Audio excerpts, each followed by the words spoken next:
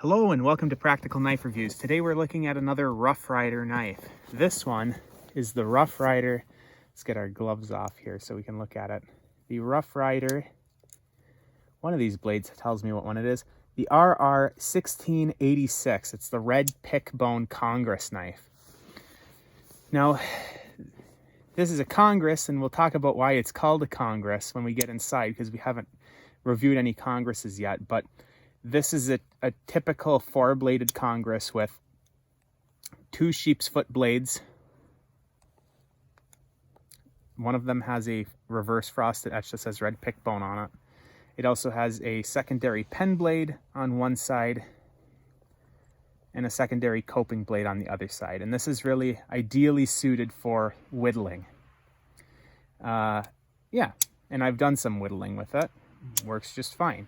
But you don't have to take my word for it. We'll do the review right now, and I'll be using primarily this sheep's foot blade for the usage on the apple and the wood, but yeah, the point is that you've got different blades for different usages.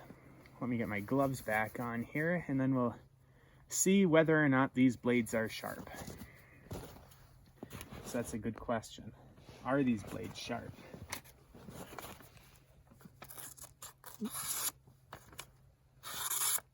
That sheep's foot is sharp. Take this off just to do this.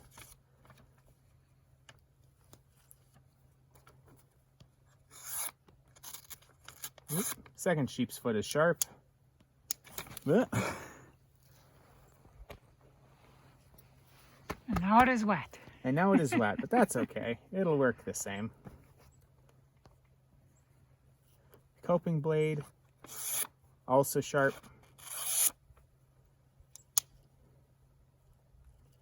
And the pen blade is also sharp. Now, I don't really use the pen blade ever. I keep that one the sharpest just in case I need something stupidly sharp. Now I'm just going to pull out this sheep's foot blade and put my glove on, and we'll just use this blade for the rest of the review. Because it's a sweltering 20 with a wind chill of like 10. Yeah, it's not as bad as it has been. But we'll check it. So if this is your EDC knife and you're cutting through cardboard, that one I got caught up on, but the first two cuts went quite easily. Let's try to cut straight through all of the layers. That went pretty well. Not a whole lot of force required behind it, and these are small blades. Now let's take a look at how it peels an apple. With the caveat that I'm a bad apple peeler, and I'm doing it with gloves on, which I don't know, probably shouldn't make any difference, but might as well mention it nonetheless. I'm cutting way too deep. Yeah, we don't waste food here. I'm sure that that's just me, but this is really cutting through really easily through the apple, and this frame is pretty comfortable to hold in a reverse grip because it's basically just a rectangle with some of the blades slightly sticking out above the rectangle. So it cuts through pretty easily. I hear that woodpecker again. Ah, he's coming to see us. Let's try doing some wood just to show how this cuts into wood. As I said, this is designed to be a whittling knife.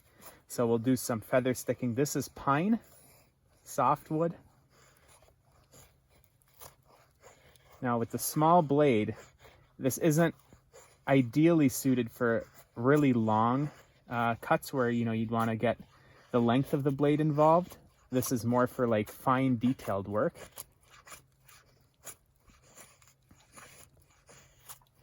And you can see it cuts into the wood pretty easily, but like I said, with that sharp blade, it's a little bit harder to get really long strokes into there.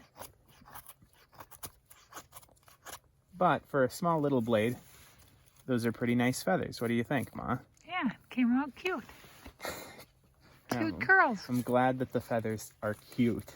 That'll definitely... The cuteness is an important factor when you're going into the woods and you need to survive. Yes. And this is the only knife you have on you to survive. It's all about the cuteness. It's all about the cuteness. Now this is red oak. This is a hardwood, hardest wood that we have in our forest. So naturally, it's a bit harder to dig into. So I am using more force here than I did on the pine, and that's worth mentioning. But you can see that with these thin blades, you still get pretty darn good curls on this hard wood. Yeah, those aren't as cute. They're just good. Yeah. But like I said, this isn't really intended for like making feather sticks. This would be like, you know, you're doing a little bit of carving, mostly with pull cuts here. And you can see, even with these pull cuts, you're whittling something. This is going quite easily as well. And I'm only really using the leverage from the meat of my hand. So yeah, I mean, overall, these blades work. The Congress works. 440A stainless steel, so super stainless. Super in terms of how stain resistant it is, not in terms of it's a super steel. In fact, it is certainly not a super steel. It's not going to hold an edge forever, but it is really easy to sharpen up, and I've resharpened it a few times. Red pick bone, the cow bone dyed red. Yeah. What do you think, Ma? Oh, I always like this red bone knife by that company. It's pretty. Yeah, what do you think about this pattern with the two sheep foot blades, the pen blade? I mean, it's not my favorite of And the their coping set, blade. but it's still nice. Yeah, and we'll talk about why this is called a Congress when we go inside. And before I forget, just in case I don't mention it later, how much do you think that you'd, I mean, assuming you didn't know how much Rough Ryder knives normally cost, how much would you think that a 4-bladed knife with genuine bone handles would cost? $14. 10. So it's a good deal. I do like this knife. I carry it pretty frequently. Brother called, so the video stopped, but I was just going to say I carry this knife pretty frequently, especially if I'm not doing a lot of heavy work with it. And I'm just going to be plinking around or maybe carving into a little bit of wood. But yeah, now we'll take it inside. We'll take a closer look on the light table and give you the specs about the Rough Ryder Red Pick Bone Congress Knife RR1686. We're back on Practical Knife Reviews, looking again at the Red Pick Bone Congress Knife from Rough Ryder. As you can see, Red Pick Bone. Oh, I can turn these lights down this way. Maybe that'll help. Red Pick Bone on the reverse frosted etch on that sheep's foot blade. And again, if you're looking for the individual number of this, it is RR1686. You can see RR1686 China, 440 razor sharp steel. And in fairness, it did come very sharp. Now, look at that red bone, that red jigged bone. That's pretty, Ma, don't you think? It is. I like the red ones. And it's got their older shield on it, which I also like. Yeah, it's also quite nice. Slant R bolsters, which I'm not as fond of, but yeah, everything else, it's a nice looking knife. Let's look at that fit and finish. Very clean. No gapping issues at all anywhere. The only thing that's even worth mentioning in terms of fit and finish issue here is there's a slight catch right here where that spring is a little bit lower than the liner, and that is it on the fit and finish on the back side. And you can see on the front side, these 4 blades are all in there. None of them contact each other when they close. Of course, you're just naturally going to have a bit of rub with this design trying to fit 4 blades into such a small area, but you don't have any contact being made between one blade and another when they're closing. So overall, I mean, the fit and finish of this is excellent, and it's a $9.99 knife. Now, I guess let's take a look at the specs here. Ma, why don't you talk about this knife while we give some measurements? I don't remember if that's one that I can easily open. I know I've carried Here, I'll hand it to you, and I'll filibuster while you try opening the different blades. Okay. Oh, yeah. Yeah, so... I can open it, which is, I have a difficult time. And that was one of the hard... You might want to close it before you open the next one. Yeah. I don't trust you. That was one of the harder ones, too. Okay, So I can open she got this. the pen blade, she got the one sheep foot blade, She's going to try the coping blade now. Yeah, no problem. She got the coping blade. Which is always important to me because I have a hard time opening them. Yeah, her fingernails are not very strong, so if she can open it, it's not that bad. But I'd say the pull on these are about 4.5, 5. 4.5, 5. I'd say that it's a very consistent pull on all of these. They're all, I'd say, between 4.5 and 5. Maybe 5. They're not super weak, but these long pulls make it relatively easy to get your hand in there. So we're looking at just a smidge over 3.5 inches long. So 3 5/8. With a sheep foot blade open, you're looking at 5 3/4 inches. The sheep foot blade itself is just about 2 inches long with a 1 and what would you call that? 1 5/8 inch cutting area or cutting length. Let's just check the length of the other blades while we're at it. So the coping blade is roughly 1 and just a smidge under 1 3/4 inches long with a cutting length of 1 3/8 or so. The two sheep's foot blades are identical, so I'm only going to check the one. And the pen blade is roughly 1 3/4 inches open with a cutting length of 1 3/8 or so. So roughly the same as the coping blade.